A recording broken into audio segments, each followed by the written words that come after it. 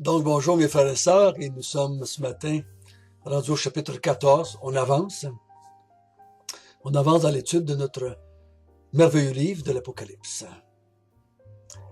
Nous allons prier en commençant, si vous voulez bien. Notre Père du ciel,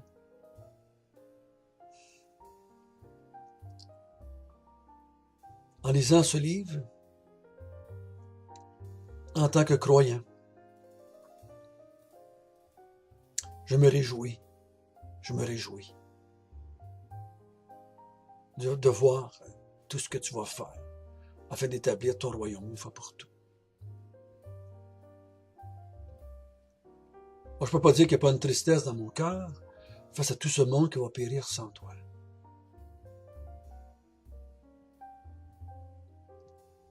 Mais ce que tu veux produire en moi, ton enfant, c'est la persévérance. C'est l'adoration.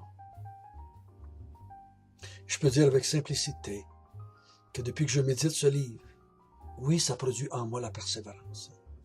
Oui, ça produit en moi l'adoration de Dieu et de Jésus, l'agneau immolé. Continue à produire en nous la persévérance et l'adoration. Je te prie, Seigneur, je t'implore que tu puisses pousser à la repentance ceux qui sont dans les églises, mais qui ne sont pas tes enfants. Au nom de Jésus, nous te prions. Amen. Si vous me permettez, je vais résumer un petit peu. Nous avons vu que le diable, le troisième malheur, avait été jeté sur la terre. Et sachant qu'il n'y a pas beaucoup de temps, il va faire la guerre à la femme et à sa postérité, aux saints, à ceux qui gardent les commandements de Dieu, à ceux qui gardent le témoignage de Jésus-Christ. Donc, le diable s'acharne. Et on a vu qu'il a fait venir une bête qui est sortie de la mer et une bête qui est sortie de la terre. Et là, il donne son autorité, il donne son pouvoir, il donne sa puissance à ces deux bêtes-là qui vont continuer et d'emmener à l'apogée la séduction afin d'emmener le monde entier ouvertement. Ça ne sera pas caché, ces affaires-là, frères et sœurs. Ça va être ouvertement. Le monde entier va prendre position pour le dragon, pour le diable, pour Satan, contre Jésus et contre Dieu et contre son peuple. Ça va être ouvert, ça. Ça ne sera pas caché. Le diable ne se fera pas passer pour un extraterrestre qui vient d'une autre planète. Et là. Non. Ça va être ouvert. Ça va être, les gens vont le savoir. Et on a vu ensemble qu'il a fait marquer du sceau, d'un sceau, tous ceux qui adoraient la bête. Tous ceux qui adorent reçoivent un sceau qui va leur permettre de vivre en paix, si je peux dire ça ainsi, et de pouvoir acheter, de pouvoir marchander, de pouvoir vendre, de pouvoir vivre dans ce monde. Et ces gens-là, en adorant la bête, en adorant le diable, vont s'acharner, eux aussi, comme le diable, comme les deux bêtes, s'acharner contre la femme et sa postérité, contre ceux dont le nom est écrit dans le livre de la vie. Alors, j'ai lu des livres, personnellement, qui parlent de ces nouveaux mouvements religieux, qui blâment les chrétiens déjà, maintenant, d'être des obstacles à la paix dans le monde. Parce qu'on est ceux qui disent qu'on est les seuls élus, puis il y a juste les chrétiens qui vont être sauvés, puis il y a juste ceux qui croient en Jésus qui vont aller au ciel, puis il y a juste les autres qui vont vivre dans la paix pour l'éternité, parce qu'ils croient en Jésus. Et beaucoup de gens qui ne croient pas en cela s'acharnent. Ils seraient prêts à accepter qu'on dise que nous, on est comme ça, et que les autres aussi sont corrects. Mais ils n'acceptent pas qu'on dise qu'on est correct dans notre foi en Jésus-Christ et que les autres ne sont pas corrects. Et là, ce matin, à partir du chapitre 14, jusqu'à la fin, ça va être la colère de Dieu qui va être emmenée dans le monde parce que le péché va avoir atteint son comble. Partout dans la Bible, si vous lisez l'Ancien Testament et le Nouveau Testament, on parle d'un comble. Quand le péché était à son comble, Dieu a envoyé des déluges. Quand le péché était à son comble, sur Sodome et Gomorrhe, Dieu a amené le feu. Quand le péché est emmené à son comble dans le pays de Canaan, Dieu a emmené Israël qui a détruit le pays de Canaan, qui a détruit toutes les idoles qui étaient là. Il a pris possession de la terre promise. Quand le péché est à son comble, Dieu amène sa colère et détruit le monde. C'est ce que nous allons voir à partir de maintenant. Mais premièrement, on va lire ce matin à partir du chapitre 14, verset 1. Je regardais et voici l'agneau se tenait sur la montagne de Sion. Avec lui, 144 000 personnes qui avaient son nom et le nom de son père écrit sur leur front. J'entendis du ciel une voix, comme un bruit de grosses eaux, comme le bruit d'un grand tonnerre. Et la voix que j'entendis était comme celle de joueurs de harpe jouant de leur harpe. Et ils chantaient un cantique nouveau devant le trône et devant les 4 êtres vivants et les veillards. Et personne ne pouvait apprendre le cantique si ce n'est les 144 000 qui avaient été rachetés de la terre. Ce sont ceux qui se sont pas souillés avec des femmes, car ils sont vierges. Ils suivent l'agneau partout où il va. Ils ont été rachetés d'entre les hommes, parmi des prémices pour Dieu et pour l'agneau. Et dans leur bouche, il ne s'est point trouvé de mensonge, car ils sont irréprochables. Donc, pour la deuxième fois, on fait mention d'un groupe de personnes qu'on appelle les 144 000.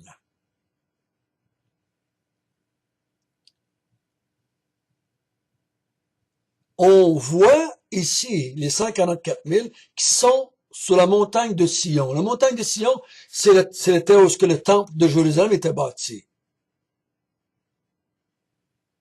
Donc, ils sont dans la présence de Dieu, dans le temple de Dieu. Ils sont avec Jésus-Christ. Et c'est qui ces 144 000 là? C'est ceux qui ont le nom de Dieu sur leur front. C'est ceux du chapitre 7. On peut pas faire autrement. C'est ceux du chapitre 7. Et on peut pas dire, mais ça c'est un autre gang de 144 000. Non, c'est la même gang qui sont là. Dans le chapitre 7 qu'on revoit ici. Identifiés de la même façon, les 144 000 qui ont le nom de Dieu et le nom de Jésus écrit sur leur front. Et qu'est-ce qu'ils font, ces gens-là? Ils chantent de la louange, qu'ils chantent de l'adoration à Dieu. Et ils sont une grande foule. Et leur louange retentit très fort. Alors, ça m'a fait penser, pendant que je lisais à l'Ancien Testament, quand ils ont bâti les murailles de Jérusalem, et quand ils ont eu fini, ils ont tourné sur la muraille de Jérusalem, et ils ont chanté tellement fort la gloire de Dieu, que le son de leur chant était entendu très loin, dans les autres villages alentours. Dans les autres villes alentours. Ces gens-là ici sont identifiés. Ils appartiennent à Dieu. Ils appartiennent à l'agneau. Et ils chantent honneur et louange et gloire à l'agneau de façon merveilleuse et grandiose. Mais qui sont ces 144 000 personnes? Si vous avez pris la position que c'est des 12 000 Juifs de chaque tribu d'Israël, bien, vous êtes obligé de venir à ça aussi. Mais c'est dur à expliquer ici si vous pensez ça. C'est très dur. Parce que leur description ici qu'ils donnent des 144 000, selon ma compréhension, ça ne peut pas être 144 000 Juifs, hommes.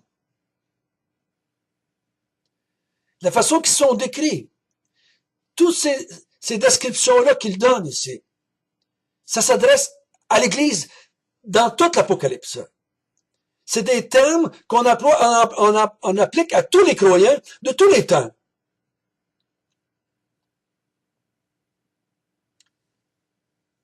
Verset 4. Ce sont ceux qui ne se sont pas souillés avec des femmes. Si tu dis que ces 144 000-là, c'est tous des célibataires qui sont jamais été mariés, là, j'ai un gros problème. Depuis quand est-ce que d'avoir une femme, ça souille un homme? Depuis quand de fait d'avoir une femme, ça me souille? C'est illogique. C'est contradictoire à l'ensemble du Nouveau Testament et à l'ensemble de la Bible. Car ils sont vierges. Donc, le mot vierge, ici, et dans l'ensemble du Nouveau Testament, l'Église est présentée à Dieu comme une vierge. On parle pas de sexualité ici. Ni de sexualité quand on parle, se sont pas souillés avec des femmes, ni de sexualité quand on parle qu'ils sont vierges. On parle ici de spiritualité. Se souiller avec des femmes, vous allez voir, dans l'ensemble, dans le restant de l'Apocalypse, vous allez voir, ils se sont souillés avec la grande Babylone, avec la grande prostituée.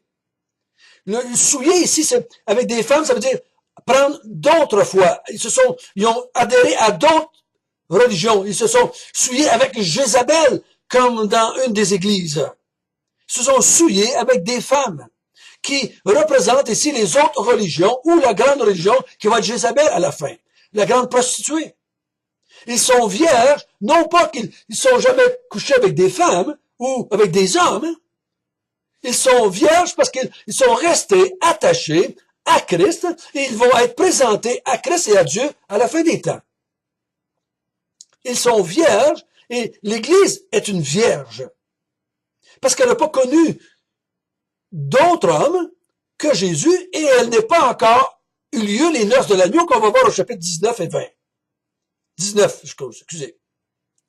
Donc, c'est de l'Église qu'on parle ici, qui finalement, comme une vierge, va être présentée à son époux, qui est l'agneau, qui va avoir les noces de l'agneau à la fin. Nous, le chrétien ne se souille pas avec d'autres femmes ou d'autres religions. Il n'adore pas autre chose que Dieu et que Christ. Donc, ne se souille pas, parce que dans beaucoup de religions païennes, il y avait des relations sexuelles avec des femmes qui étaient des prophétesses, qui les mettaient en relation avec leur faux Dieu. C'est ce que Jézabel a fait. Jézabel a entraîné beaucoup d'hommes à se souiller et à se détourner de Dieu.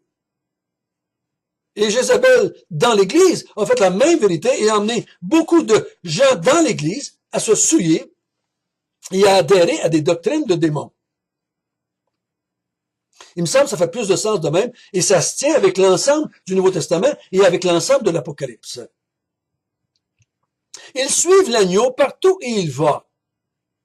C'est facile à comprendre, parce que l'agneau est en eux, et les autres sont un agneau. Ils font un avec l'agneau. Ils sont un avec l'agneau sur la terre, puis ils vont faire un avec l'agneau pour toujours. Ils suivent l'agneau partout où il va. Quelle belle image, n'est-ce pas? Ils suivent l'agneau.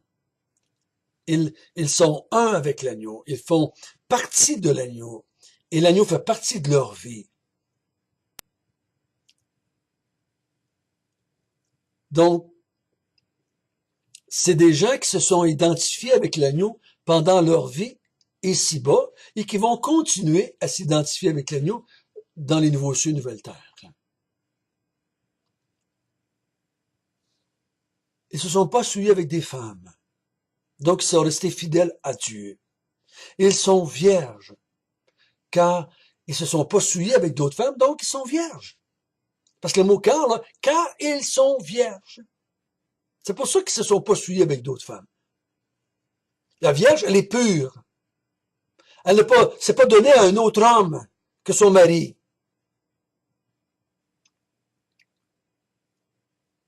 Marie était vierge quand elle était fiancée avec Joseph. Elle n'était plus vierge après qu'elle ait connu Joseph. Ils suivent l'agneau. Et là, il rajoute une autre description. Ils ont été rachetés d'entre les hommes, comme des prémices pour Dieu et pour l'agneau. Ils sont rachetés parmi les hommes. C'est pas parmi les Juifs. C'est pas parmi les 12 tribus. Ils ont été rachetés parmi les hommes. Il dit au verset 3, ils avaient été rachetés de la terre. Donc, de la terre et parmi les hommes, c'est trop général pour dire que c'est 144 000 Juifs seulement, de la race juive. Il faut que ce soit plus large que ça. la terre, c'est tous les habitants de la terre, et d'entre les hommes, c'est tous les habitants des hommes. Ils ont été rachetés, ça veut dire qu'ils ont été sauvés, que quelqu'un a payé pour eux, c'est l'agneau qui a payé pour eux, par son sang, pour les racheter parmi les hommes de toute la terre, de toutes les nations. C'est la même gang qu'on avait vu dans chapitre 7, qui, c'est des gens de toutes les tribus, de toutes les langues, qui avaient lavé leur robe dans le sang de l'agneau pendant la grande tribulation. C'est la même gang ici, qui ont été rachetés parmi les hommes de la terre. Ils ont été rachetés comme des prémices pour Dieu et pour l'agneau. Donc, les prémices, c'est ce qu'on offrait sur l'autel, le meilleur de ce qu'on avait. C'était les prémices qu'on présentait à Dieu sur l'autel dans le temple. Ici, les rachetés, ces hommes-là non souillés, ces hommes-là qui sont vierges, ces hommes-là qui suivent l'agneau, c'est des rachetés par l'agneau qui sont offerts comme un peuple de sacrificateurs à Dieu pour qu'ils puissent être adorés et loués pour l'éternité.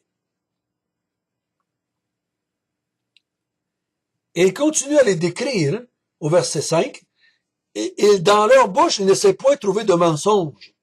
Ben, vous en trouverez pas de Juifs qui ont jamais menti. Vous ne trouverez pas non plus d'aucun homme, aucune femme, aucun enfant qui a jamais menti. Car ils sont irréprochables. Qu'est-ce qui les rend irréprochables? C'est qu'ils n'ont jamais été trouvés de mensonge dans leur vie. De qu'est-ce qu'il parle? Si vous prenez le mot mensonge ou le mot menteur dans l'Apocalypse dans son ensemble, c'est les gens qui ont adoré à des doctrines mensongères, qui croient à des mensonges, qui ont adhéré à des mensonges, qui ont cru le menteur, qui est Satan. C'est pour ça qu'il dit plus loin, et tous les menteurs, leur part sera dans les temps de feu et de souffle. Les menteurs, c'est ceux qui vont contre la vérité. C'est un antithèse, c'est à la vérité. Le mensonge, c'est le contraire à ce qui est vrai. Donc, il dit, pourquoi est-ce qu'ils font partie des 144 000? Pourquoi est-ce qu'ils sont sur la montagne de Sion? Pourquoi est-ce qu'ils chantent un cantique nouveau devant le trône de Dieu? Pourquoi font-ils partie de ceux qui sont avec Jésus? Parce qu'il ne s'est pas trouvé de mensonge en eux.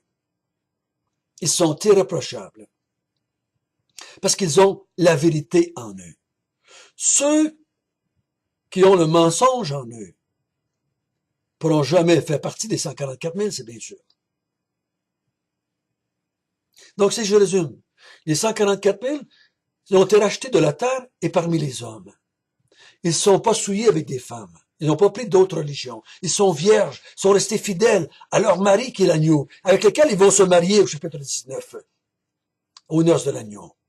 Ils ont été rachetés, ces gens-là, par Jésus-Christ. Ils sont les prémices de Dieu. Il n'y a pas de mensonge en eux. Ils sont irréprochables.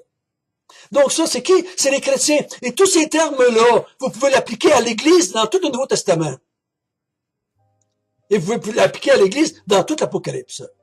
Vous ne pouvez pas restreindre cette description-là à 144 000 Juifs. C'est très compliqué de le faire. Et ceux que j'ai lus qui essaient d'expliquer ça, ben, je vous dis qu'ils patinent aussi un petit peu. Mais, l'important ici, c'est, si on dirait que c'est 144 000 Juifs, on serait obligé de les décrire avec les mêmes vérités. On serait obligé de dire, ben, c'est des gens qui ont été rachetés, c'est des gens qui appartiennent, sont vierges. C'est spirituellement, on peut pas dire que c'est physique. Si vous essayez d'appliquer ça, ben, c'est des gens c'est des hommes célibataires, sont vierges, n'ont jamais couché avec de femmes, là, ça devient fifolant. Que le Seigneur nous donne ici de se réjouir. C'est de nous qu'il parle ici. C'est de nous. Notre Père du ciel, merci que ton Fils, l'agneau de Dieu, nous a rachetés parmi les hommes de la terre. Il a payé le prix pour qu'on puisse être devant toi avec nos harpes et chanter de merveilleux cantiques d'adoration et de louange à notre Dieu. Bénis, Seigneur, notre persévérance et notre adoration jusqu'à la fin. Amen.